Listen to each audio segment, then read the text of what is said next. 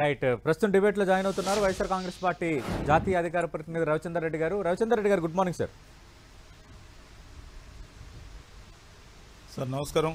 నమస్తే రవిచంద్ర రెడ్డి గారు. మనం చూస్తున్నాం భానుప్రకాష్ రెడ్డి గారు ఎగ్జిట్ పోల్స్ నుంచి వైసీపీ ఎగ్జిట్ అవడం ఖాయం అయిపోయింది. మెజార్టీ ఎగ్జిట్ పోల్స్ ఏపీలో ట్రెండ్ ఉన్న ప్రభుత్వం పోతుందనే చెబుతున్నాయి. గెలుపోవటంలో సహజం. ఇంకా మీకు ఆల్రెడీ ప్రతిపక్ష హోదా ఇచ్చేశారు, మేము ఇంకా అధికారంలో రాబోతున్నామని భానుప్రకాష్ గారు చాలా కాన్ఫిడెంట్గా చెప్తున్నారు. సార్ నమస్కారం సతీష్ గారు, మీకు భానుప్రకాష్ రెడ్డి గారికి అలాగే 10 టీవీ ప్రేక్షకులందరూ నమస్కారం. నమస్తే అండి. సార్ ఆశ ఉండడం సహజం, ఆశాభావంతో ఉండడం రాజకీయంలో అవసరం. కానీ అదే ఆశాభావంతో వాళ్ళు 2 సార్లు పరిపాలించి 3వసారి అధికారంలోకి రావాలని మోడీ గారిని ఉద్దేశించి కోరుకుంటున్నారు. కానీ మోడీ గారు మాత్రం దేశానికి బోరు కొట్ల, కానీ జగన్మోహన్ రెడ్డి గారు బోరు కొట్టారంట. కాబట్టి ప్రజలు ఇచ్చే తీర్పు ఖచ్చితంగా కూడా చాలా పవిత్రంగా ఉంటుందని నమ్మేవాళ్ళం. ప్రజలకి ఇదమిద్దంగా మా పార్టీ తరఫున మేము ఇచ్చిన పిలుపు, మేము చెప్పిన మేనిఫెస్టో ఇంప్లిమెంట్ చేస్తుంటే, మేము చేసిన పనులు మీకు చేరి ఉంటే, నేను మంచి చేశాననుకుంటే ఓటేయమని కోరిన హీరో లక్షణాలున్న ధీరోదత్తుడు వైఎస్ జగన్మోహన్ రెడ్డి గారు. ఇలాంటి అప్పీల్ ఏ రాజకీయ నాయకుడు ఈ దేశ చరిత్రలో ఇంతవరకు చేయలేదు సార్, ఇప్పటి వరకు చేయలేదు. స్వాతంత్రం వచ్చి ఇన్నేళ్లైన తర్వాత ప్రజాస్వామ్య పరిధిలో నేను చేసిన మేలు మీ ఇంటికి చేరుంటేనే నాకు ఓటు వేయండి అన్న ఏకైక వ్యక్తి వైఎస్ జగన్మోహన్ రెడ్డి గారు. ఇట్స్ ఏ ట్రెండ్ సెట్టింగ్, ఇది ఒక హిస్టరీ సార్. కానీ మేము బలవంతంగా ఓట్లు తీసుకోవాలని ల్యాండ్ టైటిలింగ్ యాక్ట్ లాంటి దుర్మార్గమైన యాక్ట్ని జనాల్ని కన్ఫ్యూజ్ చేయడానికి ఉపయోగించుకోలేదు. జనాలు ఎప్పుడైతే కన్విన్స్ కావట్లేదు అని భావించిన చంద్రబాబు నాయుడు మేనిఫెస్టోలో బీజేపీ చీకొట్టింది, ప్రచారంలో పవన్ కళ్యాణ్ ఫోటో లేదు, పేరుకేమో కూటమి, కానీ అది రెడీ ఫర్ ఓటమి. ఖచ్చితంగా 4వ తేదీ ఉదయం 10:30, 11 గంటలకే ట్రెండ్స్ వచ్చేస్తాయి. ఖచ్చితంగా కూడా కూటమి is going to head very big loss. ఖచ్చితంగా కూడా మామూలు ఓటమి కాదు సార్, కూటమి అని చెప్పుకున్న దానికి ఆ అపప్రద బీజేపీ కూడా మోయాల్సిందే. ఎందుకంటే ఎవరితో కలవకూడదో వాళ్ళతో కలిసిన పార్టీ బీజేపీ. ఎందుకంటే కాంగ్రెస్ తో కలవదు, సాంప్రదాయ వైరం. కమ్యూనిస్టులతో ఇంకా కలిసే సాహసం ఈ దేశంలో చేయలా. వైఎస్ఆర్ కాంగ్రెస్ పార్టీ ఒక్క పార్టీగా ఒక్క జెండాతో, మా అజెండాతో మాత్రమే పోతామని మేము తీర్మానించుకున్నాం. ఇప్పటి వరకు 3 ఎలక్షన్స్ మేము ఏదైతే ఫేస్ చేసామో ఎవరితో పొత్తు పెట్టుకోలేదు సార్. కాబట్టి మా పాలసీకి స్టిక్ అయినందువల్ల మాకు బీజేపీ కలిసే అవకాశమే లేదు. అందుకని ఇన్ కంపల్షన్ మోడ్ కనీసం ఒక 2 సీట్లు ఎంపీలు, ఒక 4 సీట్లు ఎమ్మెల్యేలు గెలవాలనే తాపత్రయంతో దేశమంతా ఏలుతున్న పార్టీ, 10 సంవత్సరాలుగా ఏలుతున్న పార్టీ ఈ మధ్య స్ట్రైట్ గా, అంతకుముందు కూడా వెళ్ళింది, కానీ పోయి అవినీతిపరుడని మోడీ గారే అన్న చంద్రబాబు నాయుడుతో కలవడం, పాసిపోయిన లడ్డూల గురించి ప్రవచనాలు చెప్పిన పవన్ కళ్యాణ్ తో చంద్రబాబు నాయుడు కలవడం, ఇది ఒక అనైతిక కూటమి సార్. ఈ అనైతిక కూటమి కేవలం ఓట్లు ఒకరు వేయించుకునేదానికి ఏర్పడ్డ కూటమే కానీ మీరు అనుకున్నట్టుగా ప్రజలు అనుకున్నారా ఇది అనైతిక కూటమి అనేదే కదా ఇప్పుడు రేపొద్దున్న డిసైడింగ్ ఫ్యాక్టర్ అంశాలు, అది కూడా కీలకం కదా. వాళ్ళు అనుకున్నారా లేదనేది కదా ఇంపార్టెంట్ సార్. బ్రహ్మాండంగా అనుకున్నారు. వాళ్ళు అనుకోకూడదని, వాళ్ళకి ఆ ఆలోచన రాకూడదని జనాల్ని కన్ఫ్యూజ్ చేయడం కోసం పెద్ద ఎత్తున ఆ ఎల్లో మీడియా సోకాల్డ్ 2 పత్రికలు, 4 ఛానల్స్ రోజు ఉదయం నుంచి సాయంత్రం దాకా పాపం గ్యాస్ కొట్టి కన్ఫ్యూజ్ చేసి నానా తిట్లు తిట్టి సార్ వాళ్ళు ఓట్లు ఏమని అడిగారు సార్, మమ్మల్ని తిట్టి ఓట్లు అడిగారు సార్. కానీ వాళ్ళు ఏం చేస్తారో చెప్పలేదు. వాళ్ళు చెప్పిన సూపర్ 6 గురించి ప్రచారం లేదు, ఆ సూపర్ 6 కి బీజేపీ మద్దతు లేదు, ఆ సూపర్ 6 గురించి ఎక్కడ పవన్ కళ్యాణ్ మాట్లాడలేదు. ఇది ఎక్కడ కూటమి సార్? ఎగ్జామ్స్ వచ్చినప్పుడు గైడ్ జింపుకొని పోయి ప్యాంట్ లో షూల్లో దాచిపెట్టుకుని బీజేపీ సహకారంతో ఈసీని మేనేజ్ చేసి నేను కాపీ కొట్టినా గానీ పట్టుకోవద్దని చెప్పి క్వశ్చన్స్ కి ఆన్సర్ రాసేశారు చంద్రబాబు నాయుడు.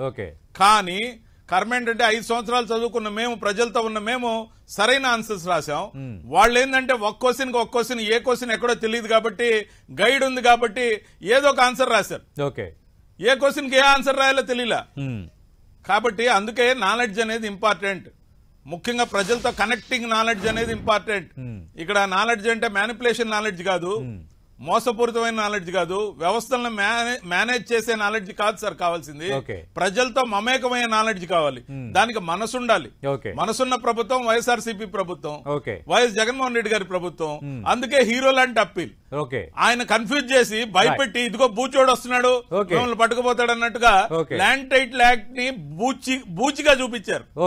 కానీ భానుప్రకాష్ రెడ్డి గారికి తెలుసు ల్యాండ్ టైటిలింగ్ యాక్ట్ ఈ దేశానికి అవసరం, ఈ దేశానికి అవసరం అని చెప్పి తీర్మానించేదే బీజేపీ. ఓకే, ఈ రోజు డిబేట్ లోనే మీరు 2 సందర్భాల్లో ఏపీ ల్యాండ్ టైటిలింగ్ అంశాన్ని ప్రస్తావించారు, యాక్ట్ అంశాన్ని. అంటే అది కొంత ప్రజల్ని కన్ఫ్యూజ్ చేసింది, అది కొంత ఎఫెక్ట్ చేసింది పోలింగ్ అన్న అంచనాలో ఏమైనా వైఎస్ఆర్ కాంగ్రెస్ పార్టీ ఉందా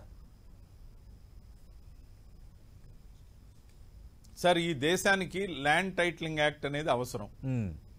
ఎందుకు అవసరం అంటే ఇది 40 సంవత్సరాల నుంచి నలుగుతున్న సమస్య. ఈ 40 సంవత్సరాల నుంచి నలుగుతున్న సమస్యకి ఎన్డీఏ మొదలు పెడితే, అదే యూపీఏ మొదలు పెడితే ఎన్డీఏ దాన్ని ఇది అవసరం అని చెప్పి తీర్మానించి మోడీ గారి సారథ్యంలో నీతి ఆయోగ్ పంపిస్తే నీతి ఆయోగ్ 18 రాష్ట్రాలకు సిఫార్సు చేశారు. సార్ మీకు అందరికి తెలుసు, చాలా వరకు అందరికీ తెలుసు, ఈ దేశంలో ఉన్న 35 భాగం భూభాగం వక్ఫ్ బోర్డు ఆధీనంలో ఉంది సార్. పెద్ద పెద్ద దేవాలయాలు, పెద్ద పెద్ద ప్రైవేట్ ప్రాపర్టీలన్నీ కూడా వక్ఫ్ బోర్డు ఆధ్వర్యంలో ఉన్నాయి. ఇవన్నిటికీ కూడా కొత్త చట్టాలను తీసుకురావడానికి ల్యాండ్ టైటిలింగ్ యాక్ట్ ఉపయోగపడుతుంది. కాబట్టి మోడీ గారు గాని, అప్పట్లో యూపీఏ గాని, మన్మోహన్ సింగ్ గారు గాని అందరూ కలిసి తీర్మానించింది దేశంలో ఎవరికి సంబంధించిన భూమి వాళ్ళకే ఉండాలి పర్మనెంట్ గా తీసుకున్న తీర్మానం ల్యాండ్ టైటిలింగ్ యాక్ట్. ఆంధ్రప్రదేశ్ లో లేదంటే ప్రతిపక్షాలు పాయింట్అవుట్ చేసినప్పుడు మీరు ఇదే తరహా వివరణ ఇచ్చారు, ఇవ్వాల్సిన వివరణ ఇచ్చారు. అలాగే కేంద్రం సమ్మతి ఉంది, అలాగే నీతి ఆయోగ్ లెటర్స్ చూపించి ఇదంతా జరిగిపోయింది. వాళ్ళు ఏపీ ల్యాండ్ టైటిలింగ్ వస్తే మీ భూమి మీది కాదంటూ ఒక ప్రచారం ప్రతిపక్షాలు చేశాయి. అంటే వాళ్ళ ప్రచారం కొంత ఇంపాక్ట్ చూపించిందన్న అంచనాలు ఏమైనా వైఎస్ఆర్ కాంగ్రెస్ పార్టీ ఉందా?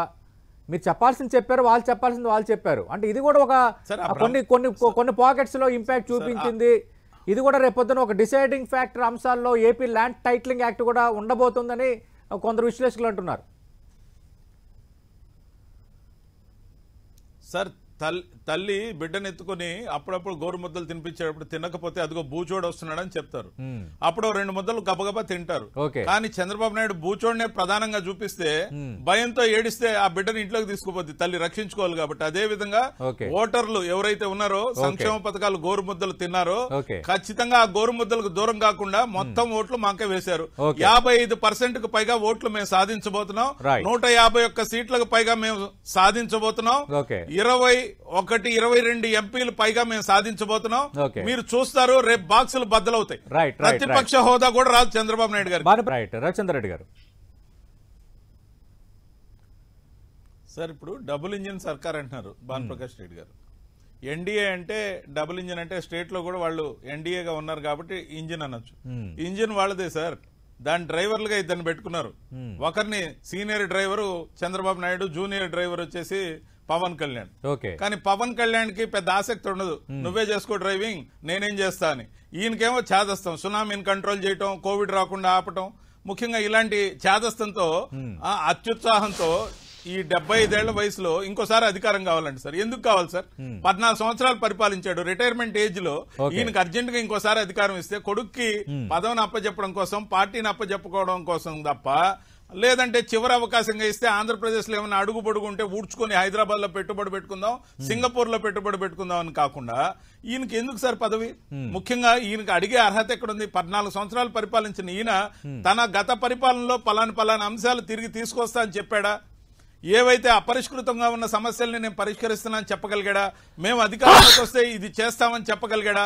ఎంతసేపు ప్రజలకి సంక్షేమం, అభివృద్ధి అందిస్తున్న జగన్మోహన్ రెడ్డి గారిని సైకో అన్నాడు సార్. ఇతను పరిపాలించిన తీరు సైతాన్ అనే విషయం ఖచ్చితంగా ప్రజలందరి మనసులో అలా ఉంది. మాకొద్దునైనా మళ్లీ సైతాన్ పాలనని తీర్పిచ్చారు. ఖచ్చితంగా కూడా ఇంకొక మాట చెప్పారు భానుప్రకాష్ రెడ్డి గారు, ఎట్టి పరిస్థితుల్లో ప్రజల్లో పెద్ద మార్పు ఉండదు, ఎందుకంటే పేపర్లో పెద్ద పెద్ద ప్రకటనలు ఇస్తే ఓట్లు పడవని. ఆ 2 పేపర్లో మీ భూమి మీది కాదు అని చెప్పి పెద్ద పెద్ద ప్రకటనలు ఇచ్చారు. ఖచ్చితంగా ఎవరి భూమి వాళ్ళదే, వాళ్ళకి ఖచ్చితమైన హక్కు ఇవ్వడమే ల్యాండ్ టైటిలింగ్ యాక్ట్. అది తీసుకొచ్చింది బీజేపీ. ఇంప్లిమెంట్ చేయాల్సింది వైఎస్ఆర్సీపీ, ఇంకా ఇంప్లిమెంట్ చేయాల. ప్రజల నుంచి అభ్యంతరాలు తీసుకుంటాం, కేవలం సర్వేలు జరుగుతున్నాయి కానీ అందరి ఒపీనియన్ తీసుకున్నాక అన్ని చర్చించిన తర్వాత ఒక రూలింగ్ ఏదైతే తీసుకొస్తామో దానికి చట్టబద్ధమైన పరిష్కారం తీసుకొస్తామో అది కేంద్ర ప్రభుత్వం అధీనంలో ఏ విధంగా గైడ్ లైన్స్ ఉన్నాయో దాన్నే ఇంప్లిమెంట్ చేస్తాం. అంతకుమించి ఇంకేం లేదు. అంతేకాదు ప్రజలు సంక్షేమ పథకాలు తీసుకున్న వాళ్ళు ఓట్లేస్తే ఖచ్చితంగా వైఎస్ఆర్సీపీ కొన్ని పడే అవకాశం. ప్రజలు ఎప్పుడు చాలా జెన్యున్ గా ఉంటారు సార్, వాళ్ళు చాలా విశ్వాసంతో ఉంటారు. మనకు మేలు చేసిన వాళ్ళకి మనం మేలే చేయాలి, మనకు చెడ్డ చేస్తాడనుకుంటే అతన్ని అధికారంలోకి రానియకూడదు అని. చంద్రబాబు నాయుడు అంటే అధికారంలోకి రాగానే అన్ని మేనిఫెస్టో దాచిపెడతాడు, ఇచ్చిన హామీలు అమలు చేయడాన్ని ట్రాక్ రికార్డ్ ఏదైతే ఉందో, ముఖ్యంగా కోవిడ్ రోజుల్లో వాళ్ళు హైదరాబాద్ లో తండ్రి కొడుకులు గాని పవన్ కళ్యాణ్ గాని దాక్కున్న తీరు, కోవిడ్ రోజుల్లో ప్రజల ప్రాణాలను నిలబెట్టిన వైఎస్ జగన్మోహన్ రెడ్డి గారు గాని ఆయన ప్రభుత్వం గాని ప్రజలు ఎప్పుడు మర్చిపోరు. ఈ దేశం మొత్తంలో సార్ కోవిడ్ ని ఆరోగ్యశ్రీలో చేర్చి కార్పొరేట్ వైద్యాన్ని ఉచితంగా అందించి వాళ్ళు సురక్షితంగా ఇంటికి వెళ్లేటప్పుడు 5,000 రూపాయలు చేతిలో పెట్టి పంపిన ప్రభుత్వం వైఎస్ఆర్సీపీ ప్రభుత్వం. ప్రజలు ఎంత విశ్వసనీయత ప్రదర్శించారో మరో 72 గంటలు తేలబోతుంది. మరో 72 గంటలు తేలబోతుంది వాళ్ళు ఏ స్థాయిలో విశ్వసనీయత ప్రదర్శించారా లేదంటే ప్రదర్శించలేదా, ప్రతిపక్ష ఎప్పటికప్పుడు మారుతారా, నోచుకోవట్లేదు. వీటన్నిటికీ సమాధానం మనకి 4వ తారీఖున రాబోతుంది. రవిచంద్ర రెడ్డి గారు, ఎగ్జిట్ పోల్స్ సంబంధించి కూడా చర్చ జరుగుతుంది. అంటే గత 2019 ఎన్నికల్లో వైఎస్ఆర్ కాంగ్రెస్ పార్టీకే అధికారంలోకి వస్తుందని చెప్పిన సంస్థలు కూడా ఈసారి కూటమికే ఎడ్జిస్తున్నాయని చాలామంది మాట్లాడుతున్నారు. అలాగే ఈ 2-3 రోజుల్లో అసలు యాక్చువల్గా ఈరోజు 6:30 తర్వాతే ఎగ్జిట్ పోల్ అనేది ఎగ్జిబిట్ అవ్వాలి, కానీ అలా లేదు. ఇక నిన్న 2-3 రోజుల నుంచి చాలా 2 తెలుగు రాష్ట్రాలకు చెందిన సంస్థలు కూడా కొన్ని సర్వేలని ఆఫ్ ది రికార్డ్ అని చెప్పి మాలాంటి మీడియా మిత్రులకి పంపించే పరిస్థితి ఒకవైపు, అలాగే జాతీయ స్థాయిలో కూడా ఇంకా రకరకాల బ్రాండ్స్తో రకరకాల ఛానల్ లోగోస్తో సర్వేలు కానీ ఎగ్జిట్ పోల్స్ కానీ బయటపడిపోతున్నాయి. మాకే ఎక్కువగా అనుకూలంగా ఉంది, ట్రెండ్ మాకే అనుకూలంగా ఉందని వాటిని ఆధారంగా కూటమి నేతలు అంటున్నారు. ఇప్పుడే చెప్పేశారు కదా సార్ భానుప్రకాష్ రెడ్డి గారు, ఎగ్జిట్ పోల్స్ అంటే ఎగ్జాక్ట్ పోల్స్ కాదు, అంటే సాయంత్రం వచ్చే రిజల్ట్స్ ఆయన ముందే పసికట్టారు. ఖచ్చితంగా కూడా మాకు అనుకూలంగా ఉంటుందని ఆ ఎగ్జాక్ట్ పోల్స్ రాబోతున్న దానికి పసికట్టారు ఎలా అంటారు? ట్రాన్స్పరెంట్ గా అంటే కాదు సార్, మీరు ట్రాన్స్పరెంట్ గా అంటే నేను కూడా అంగీకరిస్తున్నా కదా, ఎగ్జిట్ పోల్స్ ఎగ్జాక్ట్ పోల్స్ కావు, మేము తెలుసుకునే ఉన్నాం, మాకు ఆ సంగతి తెలీదా. కానీ ప్రజల నాడి అని ఏదైతే తాను అన్నారో అది కొంత తెలుస్తుంది. కొన్ని బయాస్డ్ గా ఉంటే ఉండొచ్చు, కొందరు వ్యాపారాత్మకంగా సర్వే సంస్థల పేరుతో ఉపాధి అవకాశాన్ని ఎత్తుక్కుని ఉండొచ్చు. అంత మాత్రం చేత మేము ఎవరిని తప్పుపట్టాం, తప్పేం కాదు. కానీ ముందు తాము బతకాలి, తర్వాత సర్వే చేయాలి. కాబట్టి ఖచ్చితంగా కూడా ఖర్చులు అనేటివి ఉంటాయి, నేను అర్థం చేసుకోగలం.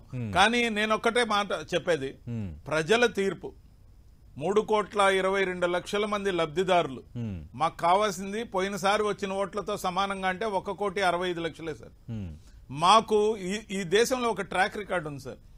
రాజీవ్ గాంధీ తల్లి ఇందిరాగాంధీ గారు చనిపోయిన తర్వాత 50.12% తో ఫస్ట్ టైం 50% టచ్ చేసిన పార్టీగా 403 సీట్లతో ఏమో గెలిచారు సార్ ఆ రోజున. ఆ తర్వాత వైఎస్ జగన్మోహన్ రెడ్డి గారు కన్నా కూడా ఎక్కువ మంది పార్టీ సీట్లు గెలిచుండొచ్చు. అంటే ఆమ్ ఆద్మీ పార్టీ 70కి 67 గెలిచుండొచ్చు. కానీ ఓట్ల పర్సంటేజ్కి వచ్చేసరికి 51.02% తో వైఎస్ఆర్సీపీ లాస్ట్ టైం గెలవడం only second time in India.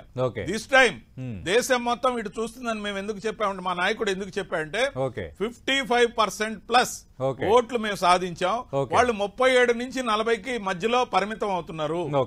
37 నుంచి 40కి మధ్యలో పరిమితం అవుతున్నారు కూటమి మొత్తం. సార్ వాళ్ళు ఏమనుకున్నారంటే కూటమి అంటే ఒకళ్ళు పర్సంటేజ్ ప్లస్ చేసుకుందాం అనుకున్నారు. కానీ అందరిని కలిపి ఒకటిగా చూశారు ప్రజలు, అందరిని కలిపి ఒకటిగా చూశారు. కాబట్టి ఓల్ పర్సంటేజ్ వాళ్ళకి 37 నుంచి 40 లోపల ఆగిపోతుంది. మీరు చూడండి. రైట్ చూద్దాం మరి ఏం కాబోతుందో. ఈరోజు సాయంత్రం